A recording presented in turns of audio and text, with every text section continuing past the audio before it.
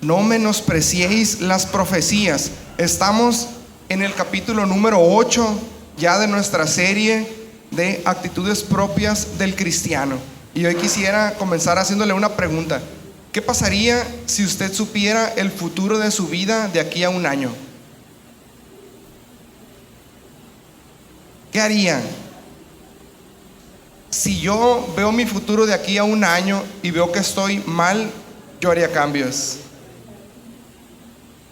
Si yo veo que mi futuro está mejor que lo que estoy viviendo en este momento, yo haría cambios porque diría, definitivamente hice algo para poder estar mejor.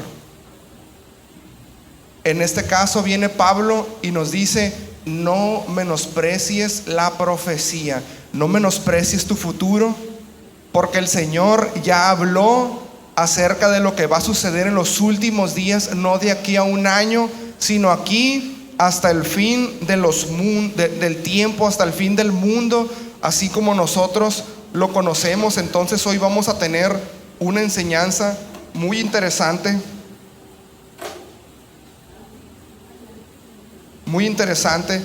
y empezaríamos por definir lo que es una profecía. ¿Qué es un profeta? Y a lo mejor lo sentimos como una palabra religiosa. Sí, es una palabra religiosa, pero no está completamente ligada a hablar del futuro. La palabra profeta significa mensajero. Mensajero es alguien que da un mensaje. Como es relacionada con la religión, diremos, gracias hermano, diremos que es alguien que da un mensaje de parte de Dios. Entonces el mensaje tiene que cumplir con ciertos requisitos para poder darse. No todas las personas son profetas, eso creo que lo tenemos muy claro, pero el Señor nos habla de muchas maneras. A veces un himno sirve para que el Señor nos hable, a veces una predicación sirve para que el Señor nos hable. Entonces el predicador se convierte en un profeta porque está dando un mensaje, está expresando cuál es la voluntad de Dios para la vida de las personas. Y a lo mejor yo, Emanuel Contreras, no conozco el futuro tuyo, pero conozco el futuro que el Señor dice que hay para todos nosotros. Entonces Pablo está diciéndole en este momento a la iglesia en Tesalónica, no menosprecies las profecías. Escucha, pon atención, ya se dijo qué es lo que viene, ya se dijo qué es lo que va a suceder en el futuro, y tienes que vivir de acuerdo a eso.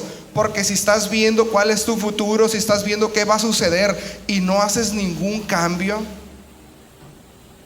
no haces algo diferente en tu vida, Pablo está diciéndole cuál va a ser tu destino. Hay dos destinos solamente, y de eso vamos a hablar hoy, hermano.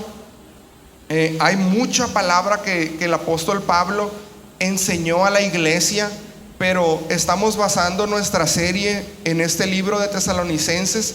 Estamos en el capítulo 5, pero unos versos antes, desde el capítulo 4, el apóstol Pablo empieza a hablar profecías acerca del fin del mundo, acerca de la venida del Señor, y empieza a decir, no quiero que ignoren acerca de los que duermen, no quiero que estén con ignorancia en estos temas, que ignoren qué sucede con las personas que mueren. No quiero que ignoren que el Señor Jesucristo, así como se fue, un día va a regresar. Entonces hoy vamos a hablar de esto, hermano. ¿Qué sucede con la muerte humana? ¿A dónde van las personas que mueren? ¿De qué se trata esto de la resurrección de los muertos? Y vamos a responder diferentes tipos de preguntas. ¿Qué es la muerte? ¿Será este el término de la vida? ¿O existirá una vida diferente? ¿La vida se extenderá más allá de la muerte física de mi cuerpo? ¿Quién nos asegura o qué esperanza tenemos de que el día que mi cuerpo fallezca, que mi cuerpo deje de vivir, yo voy a poder seguir teniendo otra vida, que hay una vida más allá de esto que podemos ver, hermano? ¿Quién nos da esa esperanza? Y si de verdad hay una vida después de esta, ¿cómo es? ¿Qué viene? ¿Quién tiene acceso? Ese tipo de preguntas son totalmente indispensables que tengamos una respuesta en nuestra mente, porque si vivimos como que nuestra vida termina con una enfermedad, con un accidente, y allí se terminó todo, que simplemente se apagó la luz, entonces yo no voy a tomar medidas. Pero si yo creo que mi vida va a continuar más allá de esta vida física, y que existe un mundo espiritual, y que el espíritu y el alma que el Señor ha puesto aquí van a vivir eternamente, entonces yo tengo que tomar medidas. Entonces yo que tengo que tomar decisiones y tengo que hacer cambios en mi vida, hermano. Y todas las religiones coinciden en este punto: hay vida después de la muerte. No es específico de los cristianos, no es específico. Cada una de las religiones que tienen sus propios dioses, sus propias creencias muy distintas a la nuestra, coinciden en que hay vida más allá, en que no se acaba con la muerte de mi propio cuerpo, con la muerte física. Pero hermano, hay cosas que ninguna de esas religiones puede contestar. ¿Por qué tenemos que morir? ¿Cuál es el propósito de la vida?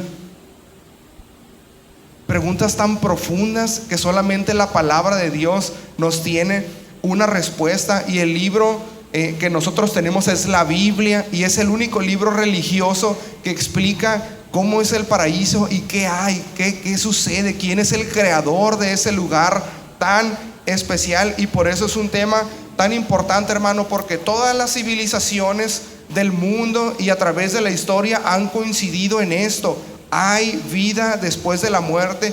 Y vemos a los egipcios que construían pirámides, y esas pirámides no eran atractivos turísticos, ¿verdad? Eran tumbas, eran lugares ceremoniales para ellos.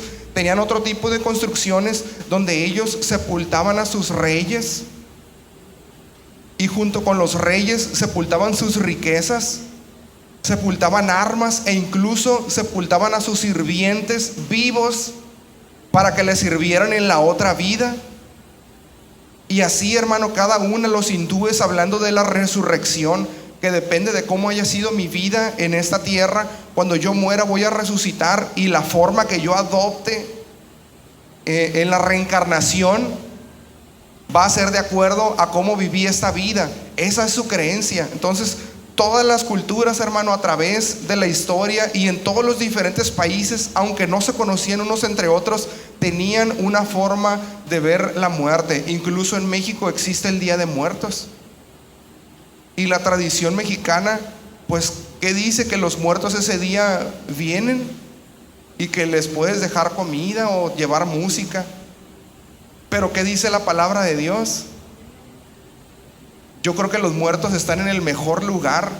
Los muertos ya no tienen parte entre nosotros. Algo que hagamos después de que una persona fallece no lo puede alegrar ni lo puede entristecer, porque ya está en otro lugar. Su periodo de vida en esta tierra ya terminó. Ya terminó. Honramos la memoria de nuestros muertos, pero no hay nada que podamos hacer por ellos. No podemos agradarlos, no podemos entristecerlos, ni podemos salvarlos. Una vez que terminó su vida, no hay nada que podamos hacer por ellos. Pero hermano, ¿qué será esa idea que estaba en la curiosidad de todas las personas, no del año 2019, sino hace 100, hace 500, hace 1000, hace 2000 años, en que todos los seres humanos buscaban una explicación para la muerte?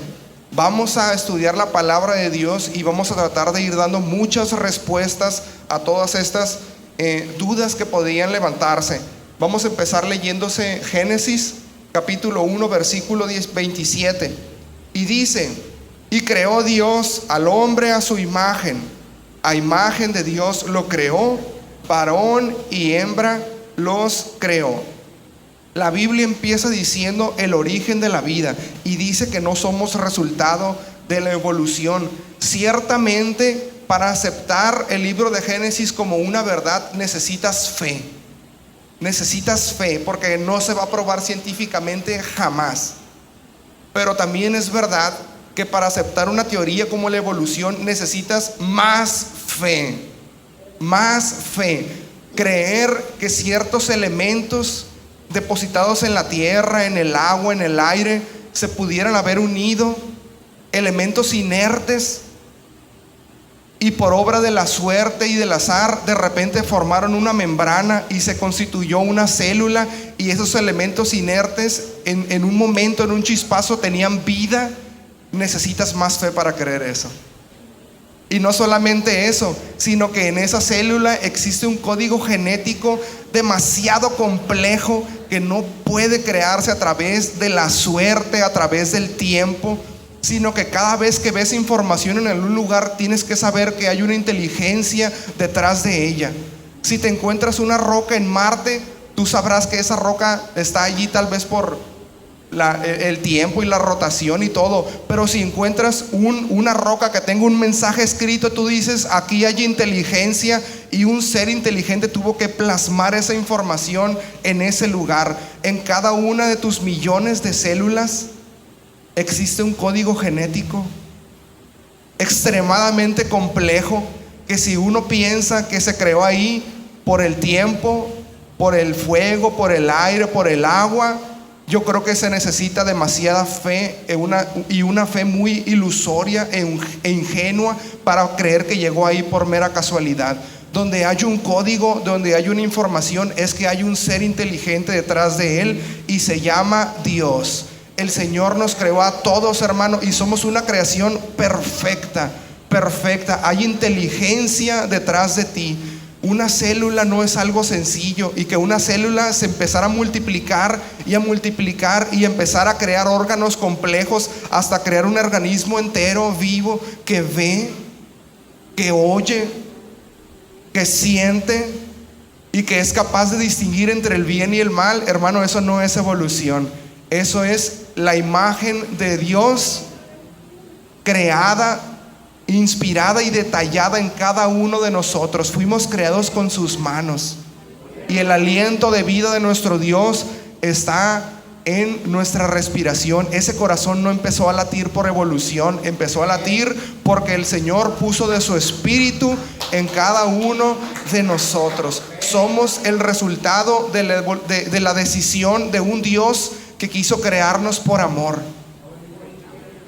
Somos un resultado del amor de Dios, del amor de Dios. Nos hizo sus hijos, creó un pueblo para que lo amara, para salvarlo, para adorarlo, hermano. Entonces, así fue que nosotros empezamos a respirar, que nuestra sangre empezó a fluir por nuestro cuerpo. No fueron millones de años. Entonces, el Señor, hermano, es el creador de todo lo que hay en el universo. Y dice la palabra de Dios en Eclesiastés 3:11: todo lo hizo hermoso en su tiempo, y ha puesto eternidad en el corazón de ellos. ¿Quiénes son ellos? Somos nosotros, las personas.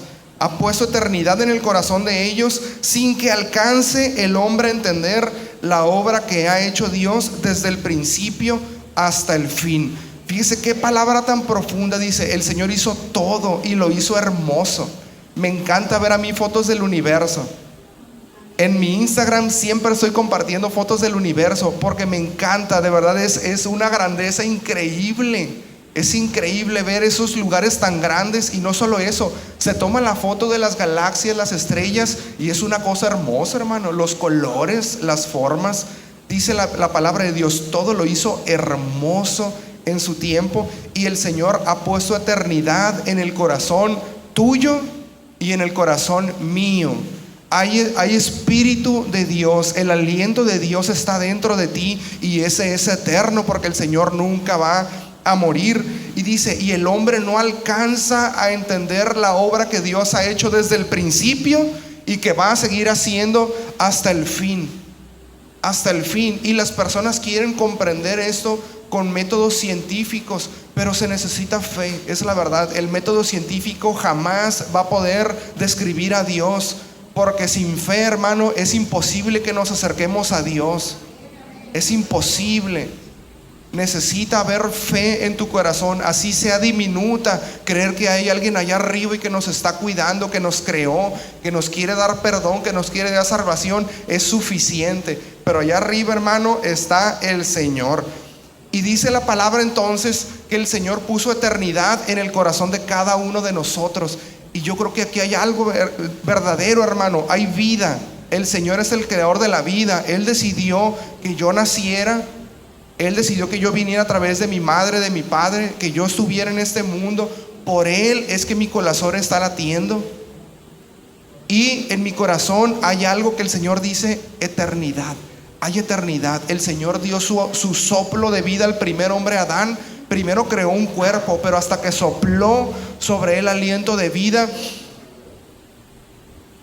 Adán dio su primera respiración y su primer latido de corazón. Antes de eso son elementos inertes. No hay vida. Sin el aliento de Dios, sin el Espíritu de Dios, no hay vida. Entonces, desde Adán hasta el día de hoy, todos los seres humanos tenemos el Espíritu de Dios aquí adentro que nos hace latir, y es eterno. Y eso que tenemos aquí adentro nos hace voltear al cielo y decir: ¿qué va a suceder cuando yo me muera? ¿Qué va a suceder cuando yo me muera? Y hace miles de años en Egipto no conocían a Dios, pero hay eternidad en su corazón, y ellos están pensando: ¿qué va a suceder cuando yo me muera? Porque estoy seguro que debe haber algo más allá, porque el Espíritu de Dios, que es eterno, está viviendo dentro de ellos. Está viviendo en los mayas, en los aztecas, en los hindúes, en los chinos, y está viviendo en nosotros el día de hoy, y te tiene con una pregunta que dices: ¿qué va a suceder el día que yo me muera? ¿Qué va a suceder con mi alma? Porque yo creo que debe de haber algo más. Debe de haber algo más. ¿Qué es lo que nos motiva a hacer esa pregunta? Que hay eternidad en el corazón del hombre, que el Espíritu de Dios está dentro de cada uno de nosotros, dándonos vida. Y por eso, cuando el Señor quiere, retira su Espíritu y vamos a morir en algún momento, cuando Él lo decida, porque Él es el dueño de la vida, hermano. Hay algo profundo en nuestra conciencia que nos dice que esta vida, estos 30, 50, 60 años que vivamos, 100, no es todo lo que hay. Hay algo en nuestra conciencia que nos está repitiendo, creamos en Dios o no creamos en Dios, que nos dice: hay algo más, debe de haber algo más, hermano, dentro de nuestro corazón. Lo sabemos, todos lo sabemos, creamos en Dios o no. El problema es que queremos vivir pensando en que no hay nada más allá, que queremos disfrutar estos 50, 80, 100 años de vida que el Señor nos dé, sin querer pensar en el futuro, menospreciando las profecías. Ya hay algo que el Señor dijo que es lo que va a suceder. El Señor ya dijo que tus decisiones van a tener una consecuencia, tu pecado va a tener una consecuencia. El Señor ya lo dijo, y no tiene una consecuencia solamente en vida, hay una consecuencia eterna. Hay consecuencias eternas sobre nuestras acciones. Entonces es importante, hermano, tomar responsabilidad de nuestra vida el día de hoy y no vivir como si no supiéramos qué viene en el futuro, porque la Biblia nos lo enseña. Y la Biblia empieza primero, fíjese, a decirnos: no te confíes en tu vida, la vida es muy corta. La vida es efímera, nadie la tiene comprada, nadie puede asegurar que el día de mañana va a seguir respirando. Y vamos a leer algunas citas bíblicas. En primera de Pedro 1, 24 y 25 dice: porque toda carne es como hierba, y toda la gloria del hombre como flor de la hierba. La hierba se seca y la flor se cae, mas la palabra del Señor permanece para siempre. Y esta es la palabra que por el Evangelio os ha sido anunciada. Pedro está diciendo: tu vida es tan corta, así como una hierba crece, va a dar una flor, pero después se va a marchitar. Así de corta es tu vida. No pienses que vas a vivir para siempre. En el Salmo 39, David nos dice: he aquí, diste a mis días término corto, y mi edad es como nada delante de ti. Ciertamente es completa vanidad todo hombre que vive. Ciertamente como una sombra es el hombre. Ciertamente en vano se afana, amontona riquezas y no sabe quién las recogerá. Hay veces que mi propósito en esta vida, en los años que el Señor me dé, es amontonar riqueza. No sabes si un día las vas a poder disfrutar. No sabes si el día que puedas comprarte la casa que soñaste, ese día el Señor va a venir por tu alma. ¿Qué nos corresponde, hermano? Vivir una vida correcta, vivir una vida plena, no basarnos en lo material, no basarnos en lo pasajero, en lo que se va a acabar. ¿No sabes para quién estás amontonando riquezas? Santiago, capítulo 14, nos dice: porque ¿qué es vuestra vida? Ciertamente es neblina que se aparece por un poco de tiempo y luego se desvanece. La neblina que sale en la noche y nomás sale el sol y se acaba. A lo mejor consideramos nuestra vida como mucho tiempo, pero ya midiéndola en la historia, ¿qué tanto tiempo es nuestra vida, hermano? Dice la Biblia, es como una neblina que va a llegar, aparece y se desvanece. Nuestra vida es muy corta como para pensar que aquí vamos a gozar, que aquí está lo bueno, que voy a disfrutar aquí. Es muy temprano para entregarme a Dios. Quiero gozar más, quiero disfrutar más. Si yo planeo vivir no sé cuántos años, creo que es una manera errónea de ver la vida. La vida no la tenemos asegurada. El dueño de nuestra vida es solamente el Señor. Y yo creo que nos acordamos de cuando estábamos en la secundaria y tenemos recuerdos muy, muy vivos y decimos, híjole, ya pasaron pues no sé cuántos años, ¿no? Cada quien diferente. ¿Hace cuánto estaba en la primaria? ¿Hace cuánto? No sé, los que nos casamos, híjole, ya van 4 años que me casé, ya van 5, ya van 10, ya van 20, qué rápido. De verdad que la vida pasa tan rápido, tan rápido. Ves a tu bebé y de repente ya es un niño. Clio está aprendiendo a ir al baño, y le digo a mi esposa, ahorita es que vaya al baño, pero en un momento ya su logro va a ser, ya se está graduando de la universidad. El tiempo de verdad pasa muy, muy rápido, como para pensar que en esta vida es lo máximo, que aquí tengo que gozar y disfrutar. Nuestra vida es efímera. No tenemos nuestro tiempo comprado, no tenemos la forma que quisiéramos vivir comprada. Tenemos sueños, pero no sabemos hasta cuándo vamos a vivir, hermano. Entonces, ¿qué sucede cuando morimos? Porque la vida se va volando y necesitamos tomar decisiones ya cuando todavía hay tiempo. Cuando todavía estamos a tiempo, allí se toman las decisiones. El día que muramos, que el Señor venga a recogernos, que termine nuestra vida de alguna manera, ese día no hay ninguna decisión más que tomar. En vida se hace todo. ¿Dónde vamos cuando morimos, hermano? La Biblia nos lo muestra. La Biblia está escrita en un periodo muy largo de tiempo. Entonces el Antiguo Testamento está escrito en el idioma de los hebreos y el Nuevo Testamento está escrito en griego, porque era el lenguaje más común de la época. Era como si ahorita se escribiera en inglés, porque es el lenguaje más universal. El lenguaje del Nuevo Testamento fue el griego. Entonces en el Nuevo Testamento la palabra para describir el lugar donde iban los muertos es el Seol, y creo que lo hemos oído. Seol, esa palabra es algo conocida entre los que tenemos algo tiempo en la Biblia. En el griego cambia su nombre y se llama Hades.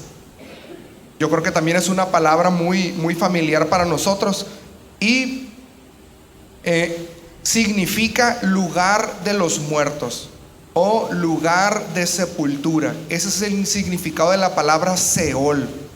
La palabra Hades viene a ser lo mismo, pero solamente que en el idioma griego. Y a ese lugar, hermanos, descendían todas las personas que morían antes de Cristo. Hubo una acción ahí que cambió el curso de la historia, pero antes de eso, antes de la venida de Cristo, todas las personas que fallecían descendían al Hades, o en otro idioma al Seol. Y para eso vamos a leer un pasaje un poco largo de la palabra de Dios, pero nos va a dar una amplitud del tema, que está en Lucas capítulo 16 y es acerca de el rico y Lázaro. Lo tenemos listo por allí. Dice: había un hombre rico que se vestía de púrpura y de lino fino y hacía cada día banquete con esplendidez. Había también un mendigo llamado Lázaro, que estaba echado a la puerta de aquel, lleno de llagas, y ansiaba saciarse de las migajas que caían de la mesa del rico, y aún los perros venían y le lamían las llagas. una situación miserable de este hombre llamado Lázaro.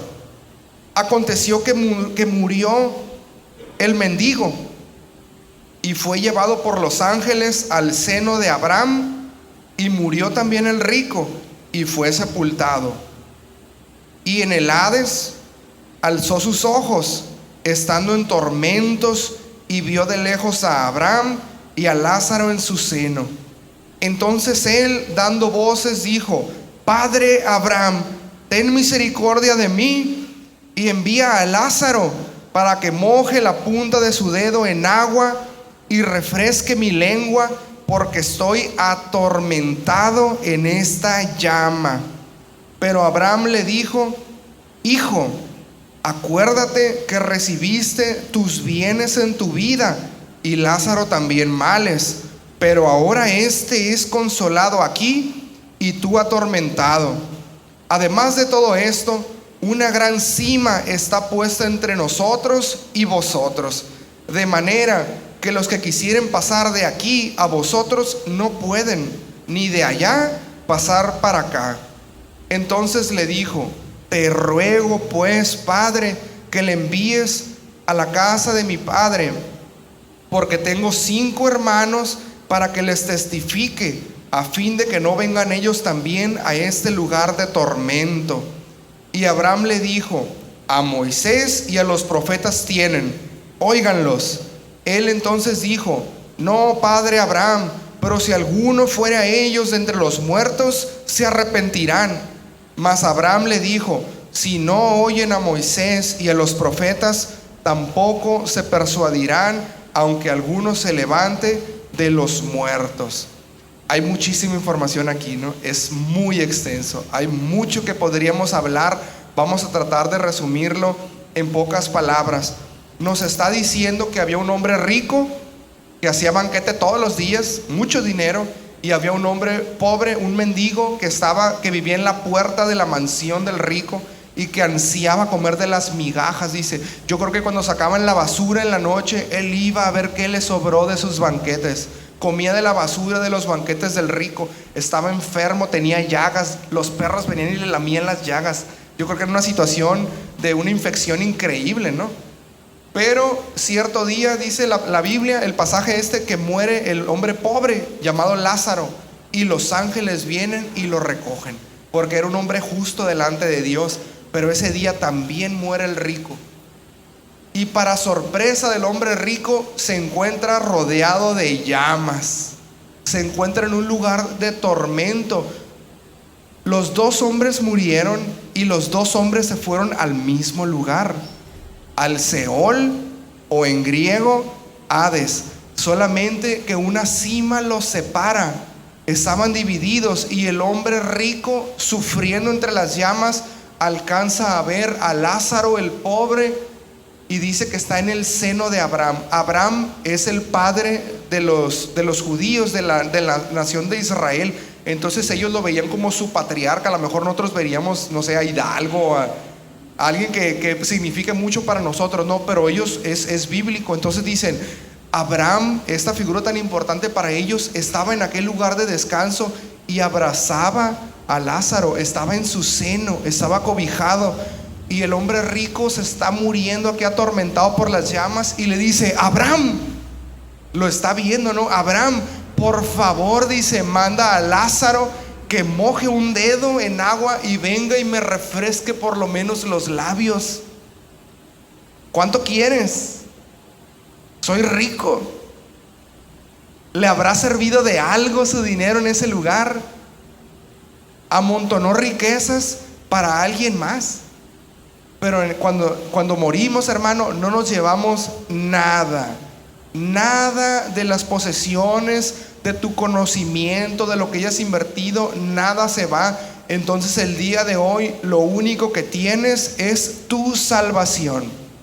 Lo único que tienes es tu salvación, o lo único que te falta es tu salvación, porque es todo lo que te vas a llevar. Tu nombre escrito en el libro de la vida es todo lo que tienes. Entonces, si esta vida la vas a invertir en algo, te aconsejo que sea en que tu nombre esté escrito en el libro de la vida del Cordero, para que el día que mueras vas a dejar todo, pero si tu nombre está escrito en ese libro, tú tienes tu lugar asegurado allá arriba. Tú tienes tu lugar asegurado. Lo único que tienes en este momento es tu salvación. Así que cuídala, cuídala. Si el Señor limpió tu corazón y perdonó tus pecados, entonces cuida esa salvación como todo el oro del mundo, porque es tu tesoro. Y si tu nombre no ha sido escrito en el libro de la vida, y posteriormente vamos a llegar a ese punto, entonces tienes que vivir sabiendo que te hace falta algo. Te hace falta algo muy importante. Entonces, hermano, en ese lugar llamado Seol o llamado Hades estaban los dos grupos de personas: los que vivieron de acuerdo a Dios, a su voluntad, que guardaron los mandamientos, y abajo en sufrimiento las personas que despreciaron a Dios. Y cada uno es consciente de su situación y le dice: por favor, dame oportunidad de refrescarme.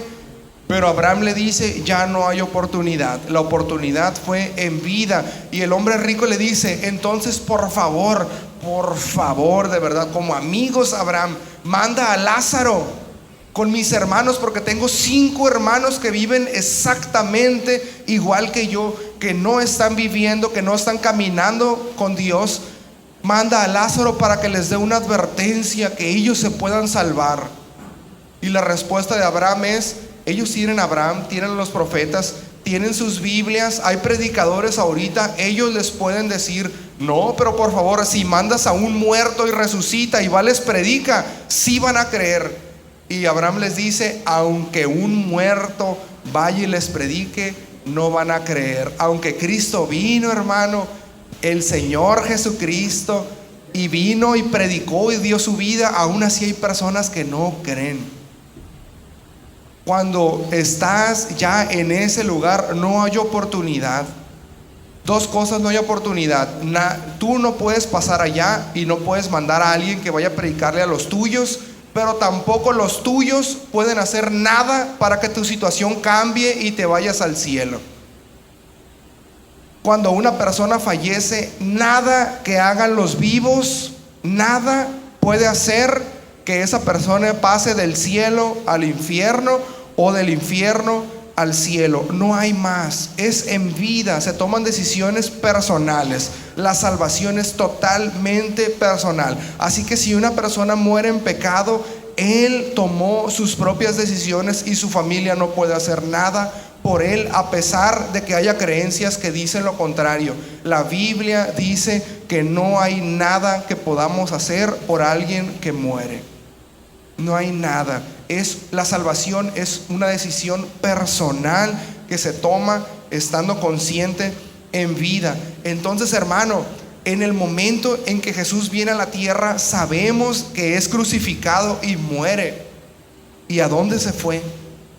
Como todos los muertos, se fue al Seol, se fue al Hades, se fue al lugar de los muertos. El Salmo 16, capítulo 10, ya profetizaba David acerca de Cristo y decía: porque no dejarás mi alma en el Seol, ni permitirás que tu santo vea corrupción. Jesús sabía que iba a morir y había una naturaleza humana, y como todos los humanos, él iba a ir al mismo lugar. Decía: pero no vas a permitir, Padre, que mi alma se quede allí en el Seol. Mateo capítulo 12, versículo 40 dice: porque como Jonás estuvo en el vientre del gran pez 3 días y 3 noches, así estará el Hijo del Hombre en el corazón de la tierra 3 días y 3 noches. Y la creencia judía era que el Seol estaba en el centro de la tierra, y por eso hablaban de las llamas, del lugar de tormento, ¿no? Porque es un lugar caliente. Entonces, hermano, Jesús muere y bajan su cuerpo de la cruz y lo encierran en un sepulcro comprado por un hombre llamado José de Arimatea. Él dona el sepulcro a un hombre rico. Ahí meten a Jesús, ponen una piedra tapando esa cueva, ese sepulcro, y su cuerpo allí se quedó. pero su alma, su espíritu descendió a las profundidades de la tierra, donde estaban todos los muertos de antes de él, pues. Y incluso se fue al lado donde estaban los malos. Y dice la palabra de Dios en Primera de Pedro 3:18: porque también Cristo padeció una sola vez por los pecados, el justo por los injustos, para llevarnos a Dios, siendo la verdad muerto en la carne, murió en la carne. Dice, pero vivificado en el espíritu. Su espíritu seguía vivo. Dice, en el cual también fue y predicó. Jesús muere, su cuerpo queda en el sepulcro, pero su espíritu desciende, dice la palabra de Dios, y fue y predicó en el mismo infierno.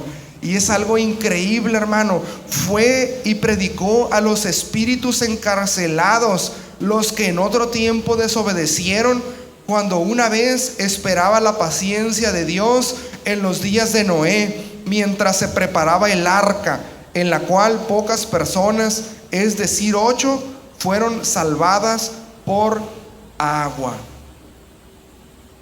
Muchos años antes ocurrió el arca de Noé, muchas personas murieron allí. Jesús fue y les predicó. No sabemos si alguien se salvó, no sabemos qué sucedió, pero la Biblia dice que Jesús mismo descendió a lo más profundo, e incluso a esas personas fue y les habló del amor de Dios. O sea, qué increíble el amor que tiene nuestro Cristo.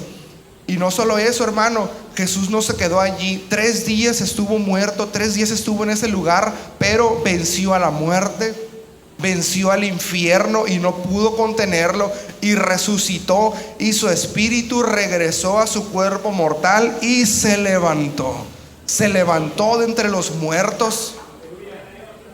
Él mismo dijo, no vas a permitir que mi alma se quede en el Seol, y no vas a permitir que tu santo vea corrupción, no vas a permitir que mi cuerpo se pudra.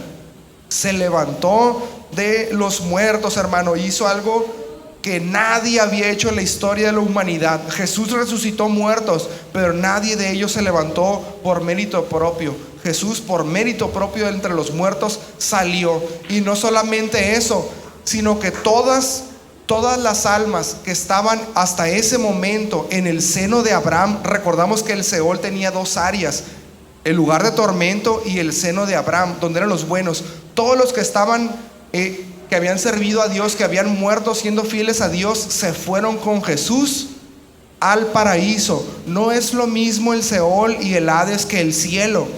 Antes de que Jesús resucitara, el cielo estaba vacío.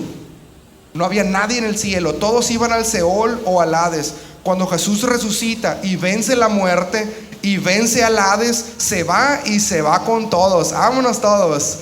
Y se van a un lugar un paraíso, hermano, un lugar de disfrute. Es una recompensa para todos los que son fieles a Dios, los que dicen, sé lo que viene en el futuro y tomo mi responsabilidad en ello. No voy a esperar a que muera para que mis hijos hagan algo por mí y que me lleven al cielo. Eso no va a suceder.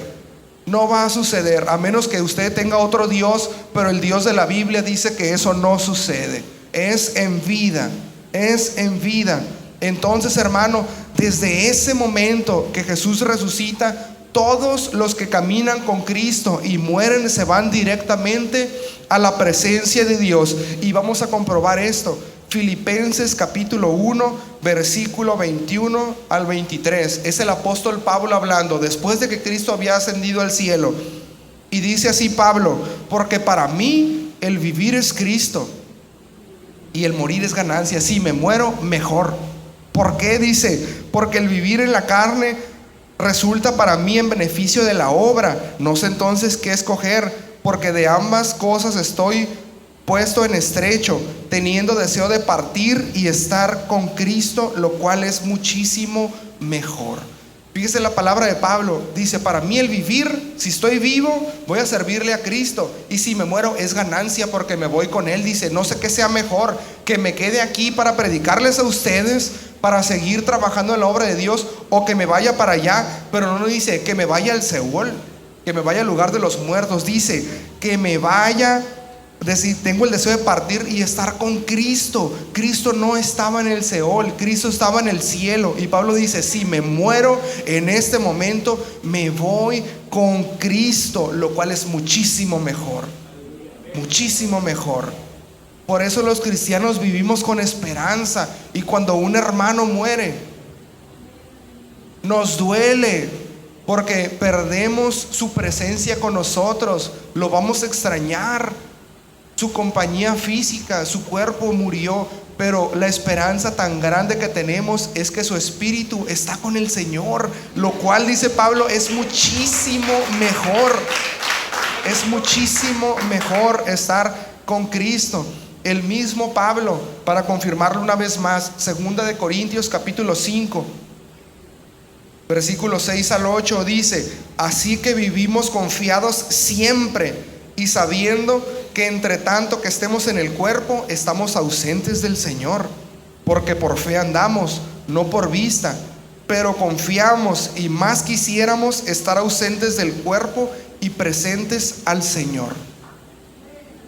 Cuando muera voy a estar ausente a mi cuerpo porque murió, pero voy a estar presente al Señor. Ya no se van los salvos al Seol, ya no está el seno de Abraham activo, está vacío. Todos los que mueren y han sido santos se van a estar en la misma presencia del Señor. Su alma ya descansa allá arriba en la presencia del Señor. Y esa, hermano, es nuestra esperanza. Y eso es lo que nos motiva para seguir predicando a las personas y decirle: salva tu alma, salva tu alma. Sí, Dios quiere bendecirte, Dios quiere darte regalos, quiere darte una vida abundante, pero salva tu alma, porque todo lo demás se va a quedar aquí. Todo se va a quedar, pero tu alma es lo único que tienes. La salvación de tu alma es tu único tesoro. Hermanos, si no hubiera esperanza de un paraíso, en vano fuera nuestra fe. Si Jesucristo no hubiera resucitado, en vana, dice la palabra de Dios, sería nuestra fe. Porque ¿qué esperanza tendríamos? Ser cristianos que 30, 40 años, 50, 80 años y morir y se acabó la vida. ¿Cuál sería la diferencia? ¿Será tan valiosa 80 años comparados con una eternidad? ¿Se podrá comparar una medida 80 años contra la eternidad? Yo creo que no, hermano. Esa es nuestra motivación. Tal vez en esta vida haya muchos momentos de sufrimiento, tal vez pasemos por muchas pruebas, pero tenemos una esperanza viva, que el día que muramos, dice Pablo, las cosas van a ser muchísimo mejor, porque vamos a estar allá, vamos a seguir avanzando. Entonces, hermano, cuando morimos, nuestras almas van a descansar en la presencia de Dios. Vamos a ir resumiendo este tema. Primera de Tesalonicenses capítulo 4, versículos 13 al 17. Este pasaje es previo a los pasajes que hemos estudiado de actitudes propias del cristiano. Entonces, cuando Pablo viene y dice: no menosprecien las profecías, él estaba hablando de esa profecía que acababa de dar un capítulo atrás. Y dice: tampoco, hermanos, queremos que ignoréis acerca de los que duermen. Los que duermen son los que habían muerto, para que no se entristezcan como los otros que no tienen esperanza. Porque si creemos que Jesús murió y resucitó, así también traerá Dios con Jesús a los que durmieron en él. Eso es muy importante. Va a traer Dios con Jesús a los que durmieron en él. Continuamos. Por lo cual os decimos esto en palabra del Señor, que nosotros que vivimos, que habremos quedado hasta la venida del Señor, no precederemos a los que durmieron. Porque el Señor mismo, con voz de mando, con voz de arcángel y con trompeta de Dios, descenderá del cielo. Y los muertos en Cristo resucitarán primero. Luego nosotros, los que vivimos, los que hayamos quedado, seremos arrebatados juntamente con ellos en las nubes para recibir al Señor en el aire. Y así estaremos siempre con el Señor. Este es un pasaje con mucha información. Vamos a tomar solamente algunos extractos, porque de verdad que no se podría resumir toda la profecía que hay del fin del mundo en un sermón. Yo creo que ni en 10 sermones. Es muy extensa dar una explicación de todo, pero vamos a poner las cosas en orden. Si esta noche yo llegara a morir y he caminado con Dios toda mi vida y he sido fiel a Cristo, entonces mi cuerpo se queda aquí en la tierra y al día siguiente o a los 2 días me van a sepultar, pero mi espíritu en el instante en que yo morí es recogido por los ángeles y es llevado a la presencia de Dios, y mi alma va a estar descansando allá arriba. Pero dice la palabra de Dios que Jesús vino una vez y vino a salvar pecados, pero va a venir una segunda vez, va a descender en las nubes, y dice la Biblia que va a sonar una trompeta que todos aquí en China la vamos a poder escuchar, y su regreso todo ojo, dice, lo va a ver. Él va a descender, pero esta vez no viene a pisar tierra, va a venir en las nubes, viene en las nubes. Entonces desciende Jesús, dice, con los que durmieron en él. ¿Con quién desciende? Con las almas de todas las personas que han muerto y han sido fieles a Dios. Viene Jesús con ese grupo tan grande, ¿no?, de personas que han sido fieles a Dios. Y entonces suena la trompeta. ¿Y qué sucede? Dice, los que estemos vivos en ese momento no vamos a preceder a los que ya murieron. Ellos primero, dice, al toque de la final trompeta, sus cuerpos desintegrados y vueltos al polvo se van a volver a constituir y van a resucitar. Y dice, y esos cuerpos van a ascender a esa nube donde viene Jesús, y una vez más el alma que descansaba en la presencia de Dios y el cuerpo físico se vuelven a unir. Y va a suceder otro evento que ahorita lo vamos a explicar. Entonces el alma y el espíritu se unen, hermano, en el cielo, porque Jesús no desciende a la tierra, está en una nube. Pero una vez que el cuerpo resucita, ya no es este mismo cuerpo. Porque imagínense que morimos de una enfermedad. Mi cuerpo no va a resucitar enfermo. Dolor, ya no vamos a experimentar dolor. Dice la palabra de Dios en Filipenses 3, 20 y 21: mas nuestra ciudadanía está en los cielos, de donde también esperamos al Salvador, al Señor Jesucristo, el cual transformará el cuerpo de la humillación nuestra, este cuerpo que se va a deshacer, este cuerpo que se echa a perder, que se enferma, dice, lo va a transformar para que sea semejante al cuerpo de la gloria suya, por el poder con el cual puede también sujetar a sí mismo todas las cosas. ¿Qué nos está diciendo Pablo en este pasaje? Cuando resucitemos, hermano, cuando venga el Señor otra vez en las nubes y suene esa trompeta, los que hayan sido fieles a Dios y sus cuerpos estén enterrados se van a levantar, pero nuestros cuerpos ya no van a ser imperfectos, dice, van a ser semejantes a la gloria de Cristo. ¿Qué sucedió con Cristo cuando resucitó, hermano? Ya no era un hombre normal. Ya no era un hombre normal. Imagínense que dijera, ay, como que me siguen doliendo los clavos, porque tenía las cicatrices. Como que me está doliendo aquí mi costado cuando me lo traspasaron, la cicatriz acá de la corona de espinas. No, hermano, su cuerpo había sido glorificado completamente. Y vamos a ver algunas características que tenía este cuerpo de Cristo. Número 1, Juan 20, 19 y 20 dice: cuando llegó la noche de aquel mismo día, el primero de la semana, estando cerradas las puertas del lugar donde los discípulos estaban reunidos por miedo de los judíos, vino Jesús y puesto en medio de ellos les dijo: paz a vosotros. Jesús resucitó, pero los discípulos no lo han visto. Están escondidos, están asustados, pues habían crucificado a su maestro. Pensaban que también los andaban buscando a ellos. Dice la Biblia que están reunidos y encerrados a puerta cerrada. Y de repente en medio de ellos aparece Jesús y les dice: paz de Cristo. ¿Por dónde entraste, Jesús? ¿Tenía un cuerpo como el nuestro? No, simplemente apareció en ese lugar. Era un cuerpo glorificado como los ángeles. Apareció en medio de ellos y les dijo: paz a vosotros. Entonces tenía esas facultades que ya no ser un cuerpo mortal. Nosotros no atravesamos paredes, pero en el mismo capítulo, versículo 26. Dice: 8 días después estaban otra vez sus discípulos dentro, y con ellos Tomás.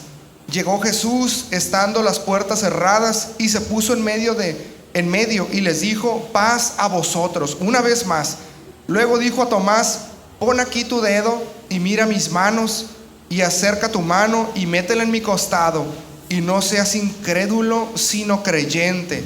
Entonces Tomás respondió y le dijo: Señor mío y Dios mío. ¿Qué sucede? ¿Cuál es esta característica del cuerpo de Jesús, hermano? Número uno, es como un ángel, ¿no? Tiene el poder de aparecer en un lugar, pero en 8 días después vuelve a aparecer y le dice: Tomás, ¿no crees que yo soy? Ven, toca mis manos, no soy un fantasma. No soy un fantasma, tócala. Y viene Tomás y dice: aquí están las cicatrices de los clavos. Ven, le dice: mete tu mano en mi costado. ¿Quieres una prueba? Vete tu mano en mi costado. Entonces Tomás no estaba tocando el aire, no era un fantasma. Lo tocó y dijo: Dios mío, Señor mío, si eres tú. Propiedades del cuerpo de Jesús es que también puede materializarse. Hermano, es un cuerpo diferente al nuestro. Cuando nosotros resucitemos por el toque de la final trompeta, así vamos a ser. Ya no vamos a padecer estos males. A lo mejor si alguien murió de 100 años, no va a parecerse a cuando tenía 100 años. No lo sé. Pero nuestros cuerpos van a ser diferentes conforme a Cristo. Y pues sabemos que Cristo, hermano, no estaba sujeto a las leyes de la física, así como nosotros. Empezando porque en la cruz del Calvario Él derramó toda su sangre.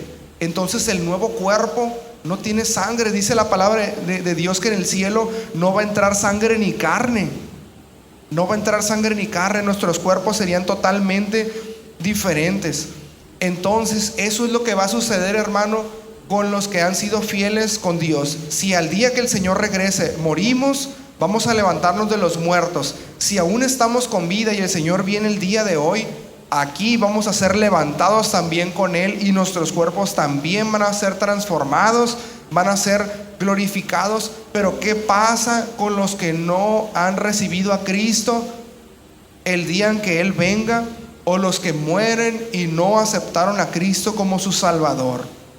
Los que no tienen la salvación de su alma, que tomaron sus decisiones de vivir a su propio antojo, en su propia manera, que nosotros conocemos los mandamientos de Dios y tratamos de cumplirlos, pero hay otras personas que también los conocen y dicen: eso no es para mí, nadie me va a decir cómo vivir, yo quiero vivir mi vida a mi propia manera. ¿Qué va a suceder con ellos? Y tenemos Apocalipsis capítulo 20. Dice así: y vi un gran trono blanco y al que estaba sentado en él. Y ahorita cantábamos, ¿verdad? Al que está sentado en el trono, al que reina para siempre sea la gloria. Estamos hablando de nuestro Dios. De delante del cual huyeron la tierra y el cielo, y ningún lugar se encontró para ellos. Y vi a los muertos, grandes y pequeños, de pie ante Dios. Y los libros fueron abiertos, y otro libro fue abierto, el cual es el libro de la vida. Y fueron juzgados los muertos por las cosas que estaban escritas en los libros según sus obras. Y el mar entregó los muertos que había en él, y la muerte y el Hades entregaron los muertos que había en ellos, y fueron juzgados cada uno según sus obras. La muerte y el Hades fueron lanzados al lago de fuego. Esta es la muerte segunda. Y el que no se halló inscrito en el libro de la vida fue lanzado al lago de fuego.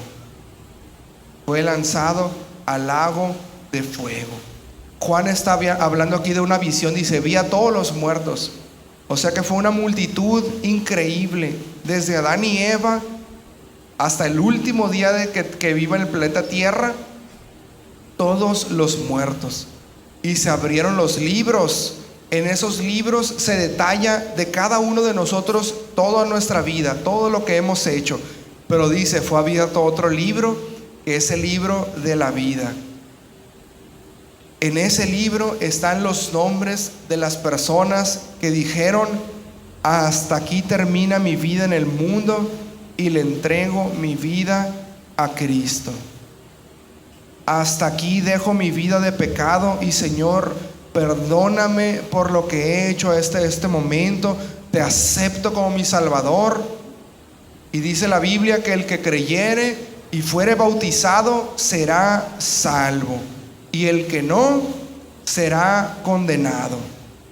Necesitas asegurarte que tu nombre esté escrito en el libro de la vida. ¿Qué harías si supieras tu futuro de aquí a 5 años? Tomarías medidas. Ahora la palabra de Dios está diciendo tu futuro por el que todos, grandes y pequeños, vamos a llegar. Entonces toma medidas. Responsabilízate de la salvación de tu alma ahorita, porque todavía estamos a tiempo, hermano. En ese momento dice Juan que vio a todos de pie solamente en el trono esperando su juicio. Cada uno va a ser juzgado. En el juicio el acusado ya no puede decir perdónenme, no quería hacerlo. Ya no es momento para pedir perdón. En ese momento ya se acabó el tiempo y toda nuestra vida va a pasar como una película y nos van a decir, mira, ¿te acuerdas cuando hiciste esto? ¿Te acuerdas todas las fechorías y no te arrepentías sino que lo gozabas? ¿Te acuerdas? Y en ese momento ya no hay voz para decir perdóname, perdóname. Ya no es tiempo, hermano. Ahorita es el momento de decir, Señor, necesito cambiar mi vida, necesito que hagas ajustes, necesito asegurar mi salvación, necesito conservarla, necesito cuidarla. Que nadie arrebate nuestra corona, dice la palabra de Dios, que nadie arrebate nuestra corona.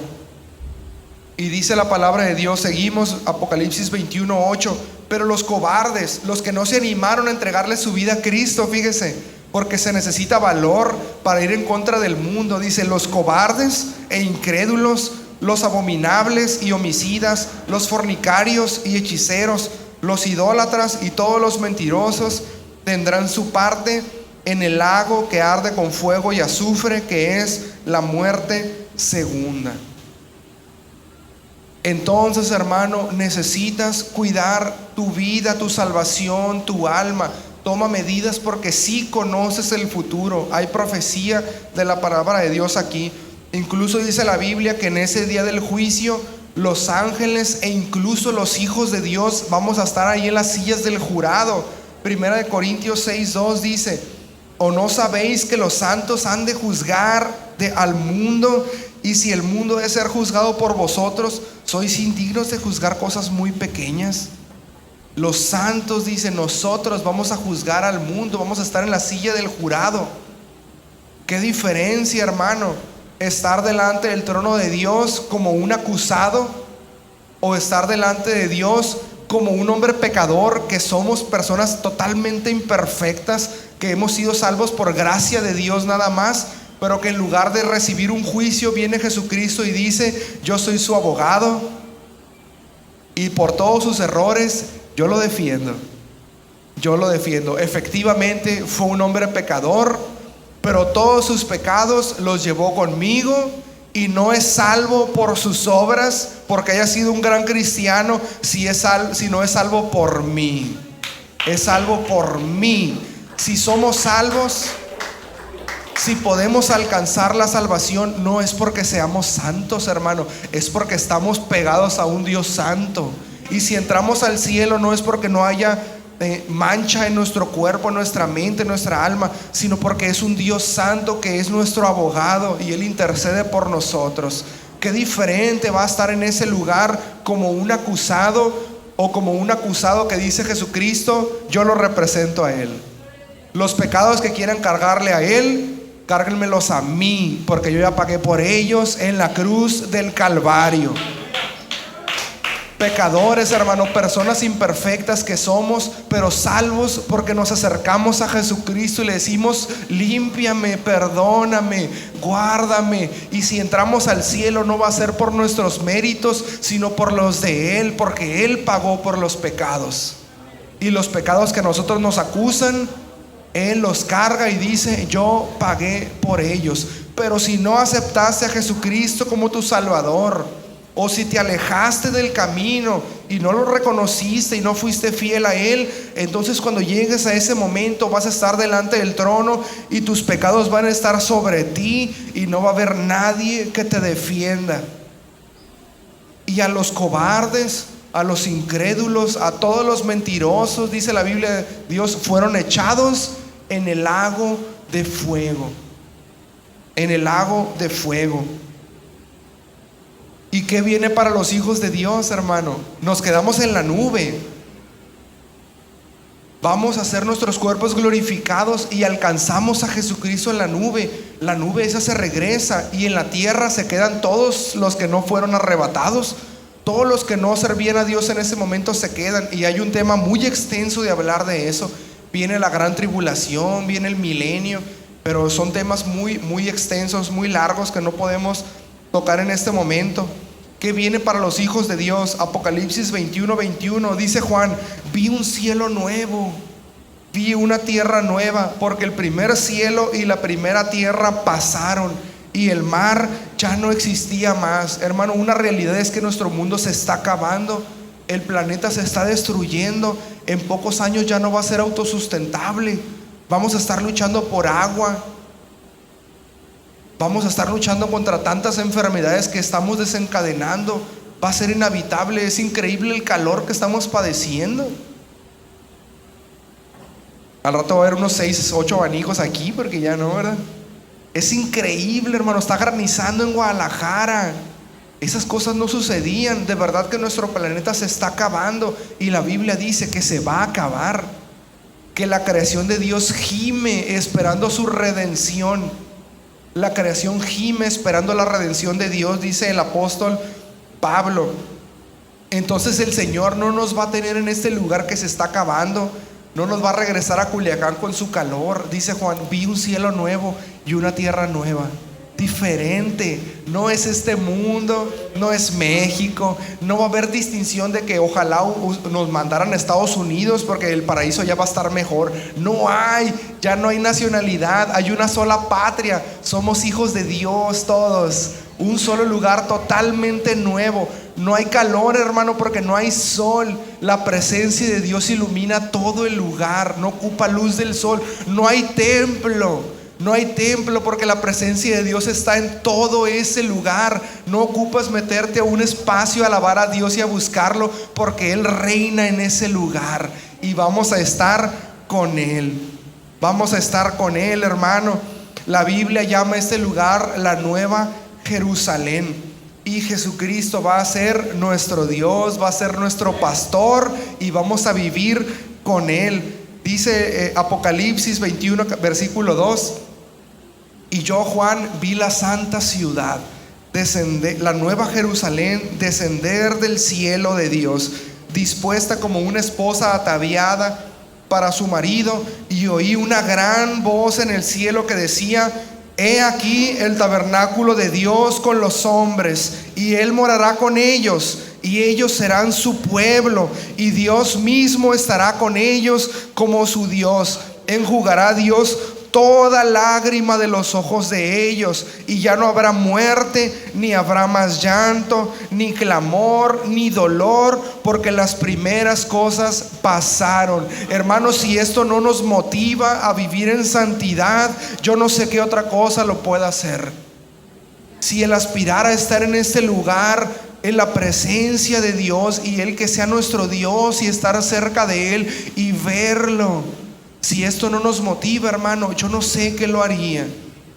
Si lo consideramos como poco, si seguimos valorando tanto nuestra vida y decimos: híjole, ¿a poco tengo que dejar de hacer esto para ser cristiano? Hermano, amigo, qué poco estás valorando el reino de los cielos comparado con lo que tienes que cambiar aquí en la tierra. ¿Qué tienes que cambiar? Tienes que dejar un vicio, tienes que cambiar tu carácter, tienes que practicar la bondad, el amor. ¿Te parece de verdad demasiado eso? Demasiado. El día de hoy sabes cuál es el futuro. Si aceptas a Jesucristo y salvas tu alma, vas a estar en ese lugar por toda una eternidad, sin llanto, sin dolor, sin muerte. Pero si no aceptas a Jesucristo como tu Salvador, te espera la misma eternidad, pero en un lago de fuego, en sufrimiento, donde van los hijos rebeldes, las personas malagradecidas, las personas soberbias que no aceptan la palabra de Dios, que no aceptan la salvación que Jesús les está ofreciendo. Hermano, ahorita podremos estar privándonos ciertamente de muchas cosas porque tratamos de vivir una vida santa, hermano, pero no tiene comparación. Vamos a estar en el cielo, lo vale.